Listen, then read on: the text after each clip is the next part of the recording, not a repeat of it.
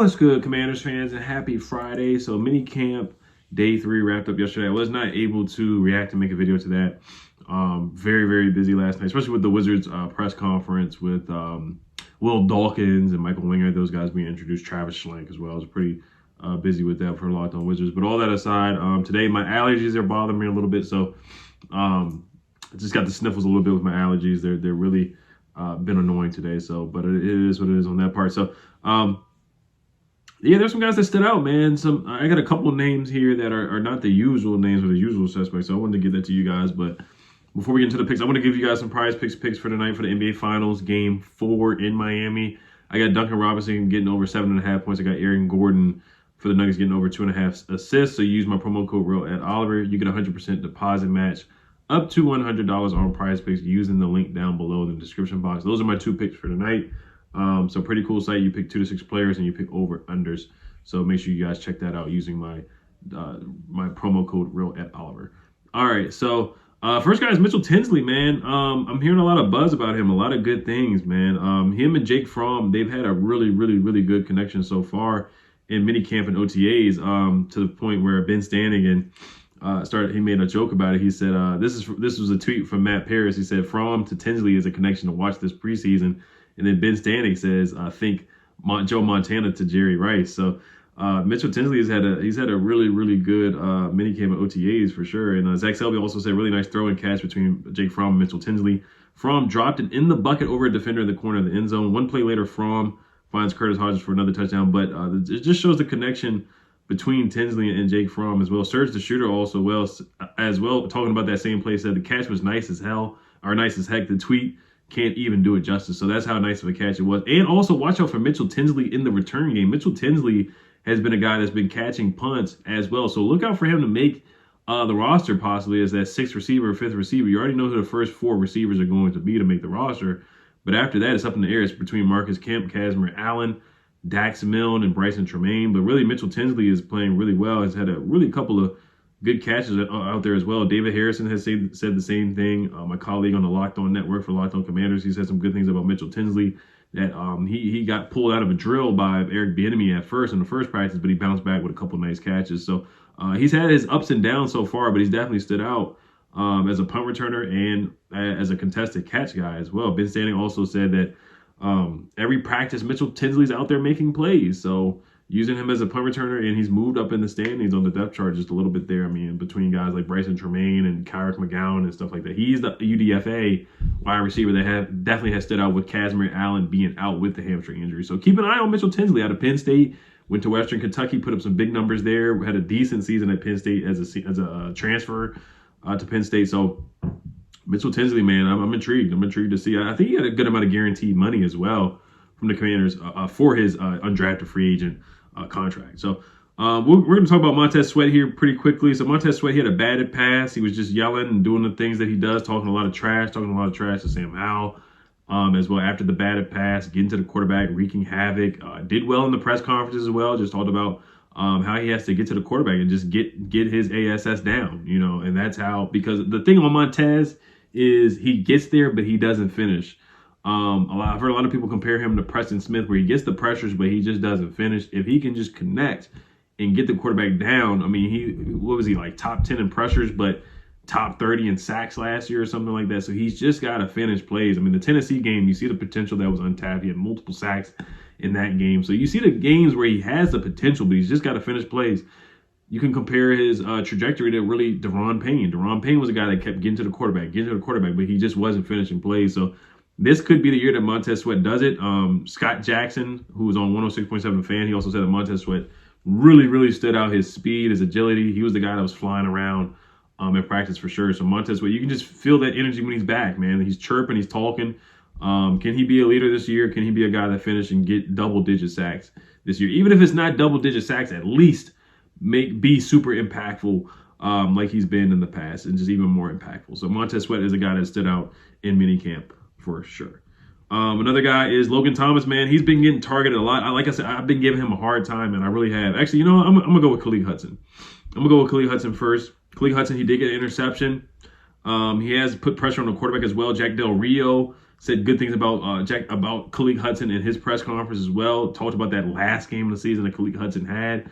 Logan Paulson went out to say that Khalid Hudson got a sack on Sam Howell. He put a Euro step, a basketball move that shook Antonio Gibson and got to the quarterback. So those are some of the things that Khalid Hudson can do. You see the speed. You see that Viper roll that he had at Michigan. Great special teams player. He needs playing time. And you know, he could be a reason why they didn't go out and sign linebackers, because they believe in Khalid Hudson's development. Can he be that breakout player like Derek Forrest was last year? He had an interception on Sam Howell, made Gibson look silly on a pass rush, did a great job on sniffing out a screen to Antonio Gibson that would have got a lot of yards per Logan Paulson. Logan Paulson also said that Khalid Hudson's flashing more and showing off his athleticism. So Khalid Hudson is a guy to watch out for, man. He could be a breakout player this year, and he was a standout this week in minicamp.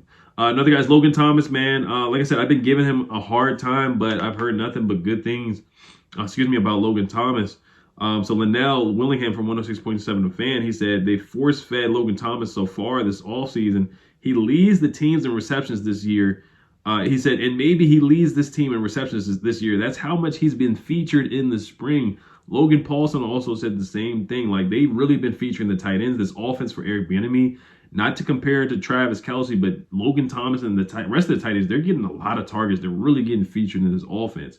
Tight end screens. Even John Keim said that Logan Thomas has that basketball frame, boxing guys out. He's just a big target. He doesn't have to create a lot of separation, but if he can just box you out and get a catch and get the football, I mean, that's what he did in 2020 when he was healthy. Before he got injured in 2021, he was doing the same thing too. The same game he got injured against the Raiders where he just went up to the rafters and got it. That was a beautiful touchdown catch.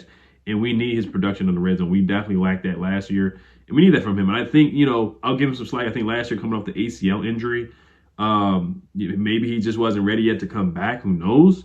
But I think with a full all season of recovery, Logan Thomas can get back to his old form. And then Sam Howell, he did have an up and down day yesterday, but he bounced back by throwing a really nice touchdown to Logan Thomas in the end zone. Yes, Sam Howell did have an up and down day yesterday. He did throw 2 back-to-back picks, but Sam Howell bounced back throwing back-to-back touchdowns on the next 2 plays. And then, I wouldn't get too caught up in Sam Howell throwing interceptions in practice. This is the time for Sam I.M. to make the mistakes.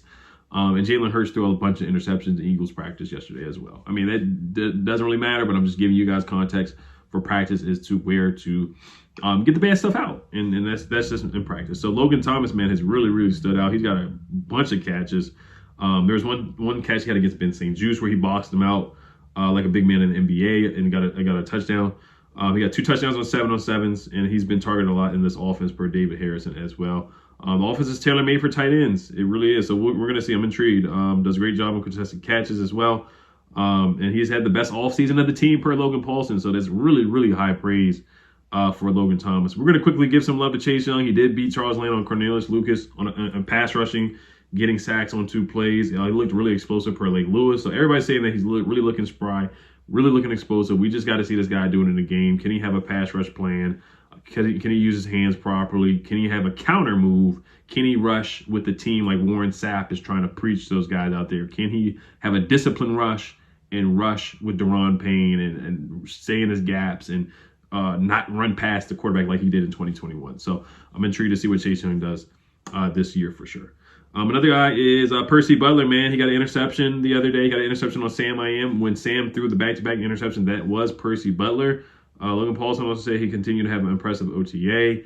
Got the interception against Sam Howell also, as well when Sam Howell got yelled at by Eric Bieniemy. Now, Percy Butler's been flying around out there making plays. The whole defense as a whole has stood out, that secondary. So he is a breakout candidate as well. So I'm intrigued to see what Percy Butler does. A lot of people have been saying that Percy Butler has had a good spring. So you see the talent's there. He's just got to put it out there on the field. And he has to get more playing time as well. And he's taking advantage of the opportunities with Cam Curl, not participating in team drills as well. Another guy that stood out is Eric Bieniemy. Let's give him some props too. So the screen game has looked really good. There was one point where John Keim said that they ran a screen and it worked so well to the point where a defender was like, why are you guys running a trick play? And somebody responded was like, no, we just ran a screen. So that's something that Scott Turner did not run a lot of screens or successful screens last year. And we see what happened with Sky Moore in the Super Bowl or Kadarius Toney. Those might not have been screens. Those might have been trick plays. Who knows? But they really look like misdirection plays. but that just shows you in the red zone things that we can use. And there was a play where Antonio Gibson had a couple of blockers in front of him where the defense was just duped and they didn't know what was going on. So getting the screen game, and that will make it easier for Sam Howell. That will make it easier for the quarterbacks to get the ball out quick. The times that we actually did run some tight end screens last year to Armani Rogers, they did work. And I thought we should have ran some more plays like that. Logan Thomas on a tight end screen, or Cole Turner on a tight end screen. One of those guys, or you got Gibby on a screen. You know, Gibby did a good job against the Bills. So why can't we do stuff like that? So I know defenses definitely can sniff it out. I remember the Jaguars game, Carson Wentz through a screen and got picked off. That looked really bad. But I think we got some guys that are definitely some yak guys. And the screen game is definitely going to be a focal point of this offense for sure. And John Keim tweeted that out as well. So that's something that Eric Bieniemy is emphasizing on. And everybody's saying that it's working really, really well in practice. So we'll see how it works against the Ravens in training camp and the practices. And then, of course, in the real games coming up in September. Sadiq Charles has stood out as well. Eric Bieniemy went out of his way to talk about him. He's gained some weight and some more confidence from what I'm hearing, taking a lot of reps with the first team as well as showing quickness out in the screen game per Linnell Wellingham as well, that he tweeted that out. So, of course, Emmanuel Forbes, he's been really good. Had a nice pass breakup against Jahan Dotson. So just saying good things about him and Quan Martin as well. So those are some guys that have stand out. And Troy Apke, man, he got an interception. I'm not going to say he stood out, but it's just funny that he's still on the team. It really is. And he probably, if not making the roster, he will make the practice squad. So you guys let me know if anybody else stood out to you guys during the week, or anybody that you heard about, and you can definitely comment them down below. Hope everybody has a good weekend.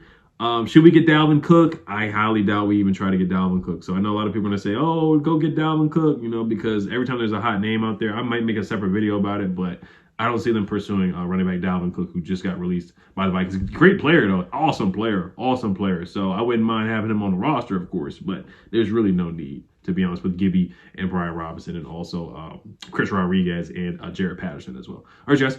Hello, Commanders. Peace.